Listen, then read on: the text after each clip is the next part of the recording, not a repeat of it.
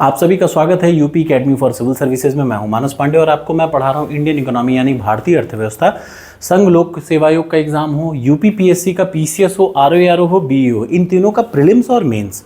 और सिर्फ इतना ही नहीं, पूरे भारत में कोई भी परीक्षा चल रही हो उसमें आता है ज़रूर तौर पे इकोनॉमिक्स। और आपसे मैं बस यही सजेशन दे सकता हूं आपको कि बस आप एक बार इन वीडियो को देखिएगा, इस प्लेलिस्ट को पूरी देख लीजिए, फिर आप कोई भी एग्जाम दे के आएंगे उससे इकोनॉमिक्स के क्वेश्चन आपसे ज़रूर सॉल्व होंगे, इस बात की गारंटी है। तो चलिए बिना समय बर्बाद किए हुए मैं आपको बता दूं कि मैं आपको पढ़ा रहा था महंगाई यानी इन्फ्लेशन। इन्फ्लेशन क्या है? कंसिस्टेंटली या फिर persistent increase in general price level, कीमतों में लगातार बढ़ोतरी को बोलते हैं महंगाई। आज की इस वीडियो में मैं आपको बहुत जबरदस्त ट्रिक बताने वाला हूं। किस बात की? इन्फ्लेशन रेट यानी महंगाई दर की। किस चीज की? महंगाई दर की। याद रखिएगा, महंगाई दर, यही सबसे इंपॉर्टेंट टॉपिक है कि महंगाई दर को निकाला कैसे जाता है। तो आपको अगर नहीं पता तो ध्यान से इस वीडियो को देखिए और आपका एकदम क्लियर कॉन्सेप्ट हो जाएगा कि महंगाई दर होता क्या है। तो चलिए पहले मैं आपको बताऊं कि भारत में इस समय जो महंगाई दर निकाली जाती है ना, वो मंथली बेसिस पे निकाली जाती है। जैसे नवंबर 2015 से नवंबर 2016, देख रहे ना, मंथली बेसिस। जैसे अगर मैं कहूं कि नवंबर 2022 से नवंबर 2023, तो ये बताइए ये कैसा निकला? नवंबर मंथ में क्या इन्फ्लेशन रेट रहा? तो मंथली बेसिस पे हम लोग क्या निकालते हैं? इन्फ्लेशन। तो भारत में इस समय जो इन्फ्लेशन रेट है कैसे निकाला जाता है? मंथली बेसिस पे निकाला जाता है। ठीक, पहले मैं आपको बता दूं कि प्राइस इंडेक्स ऑलरेडी मैं आपको पढ़ा चुका हूं, फिर भी आपको एक छोटे तौर पे बता देता हूं प्राइस इंडेक्स क्या होता है। प्राइस इंडेक्स, ताकि आपको 1 मिनट में क्लियर हो जाए। प्राइस इंडेक्स का मतलब होता है मूल्य सूचकांक।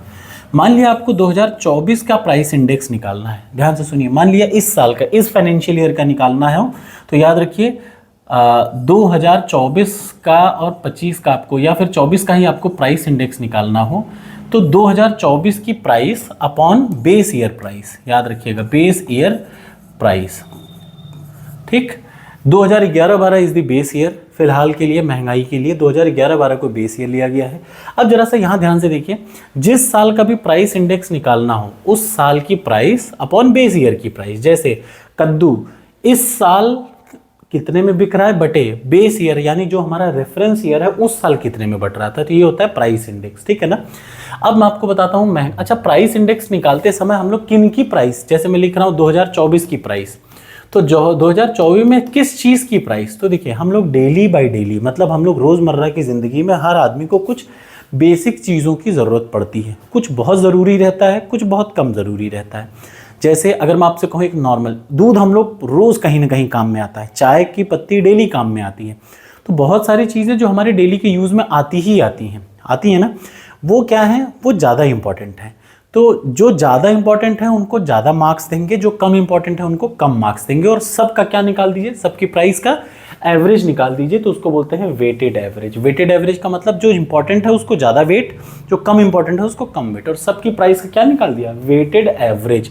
तो याद रखिए, प्राइस इंडेक्स में नॉर्मल एवरेज निकालते हैं कि वेटेड एवरेज? Weighted average. ये यूपीएससी का प्रश्न है, ये संघ लोक सेवा आयोग का प्रश्न है कि वेटेज एवरेज कब निकालते हैं? वेटेड एवरेज वो निकालते हैं इन्फ्लेशन में। ठीक, अब आ जाइए, इन्फ्लेशन रेट का सिंपल सा फॉर्मूला है। इन्फ्लेशन रेट यानी महंगाई दर होता है, ध्यान से सुन लीजिए, current year price index. Current year price index यानी इस साल का प्राइस इंडेक्स। प्राइस इंडेक्स का फॉर्मूला क्या है? मान लिया इस साल का प्राइस इंडेक्स निकालना है, तो इस साल के कुछ इंपॉर्टेंट, किसकी प्राइस? स्पेशलाइज्ड एवरेज, कुछ सर्टेन आइटम, जैसे 500-600 आइटम ले लिया जो कि हर आदमी यूज़ करता है, वो हर आदमी के जीवन में यही रहेगा।